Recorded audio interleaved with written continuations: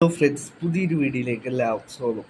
Super കപ്പിൻ്റെ ആദ്യ റൗണ്ടിൽ തന്നെ ബംഗളൂരു എഫ് സി പുറത്തായിരിക്കുകയാണ്. ഇന്റർ കാശിയോട് 5-3 ബംഗളൂരു എഫ് സി പരാജയപ്പെട്ടത്. ഫുൾ ടൈം സ്കോർ 1-1 ആയിരുന്നു. മത്സരത്തിൽ ബംഗളൂരു എഫ് സിയുടെ സ്ട്രോങ് ആയ ലെവലാണ് ഇറങ്ങിയിട്ടുണ്ടായിരുന്നത്. 5 വിദേശ താരങ്ങൾ ബംഗളൂരു എഫ് സിയുടെ ഇറങ്ങിയിട്ടുണ്ടായിരുന്നു. ഇന്റർ കാശിയുടെ 3 വിദേശ താരങ്ങളായിരുന്നു മത്സരത്തിൽ ഇറങ്ങിയിട്ടുണ്ടായിരുന്നത്. ആദ്യ 15 മിനിറ്റിൽ ഇന്റർ കാശിയുടെ മികച്ച പെർഫോമൻസ് ആയിരുന്നു മത്സരമുടനീളം ഉണ്ടായിരുന്നത്. മത്സരത്തിൽ സെക്കൻഡ് ഹാഫിലായിരുന്നു ഗോളുകൾ പിറന്നത്. ആദ്യം ബംഗളൂരു എഫ് സി ആണ് ലീഡെടുത്തത്.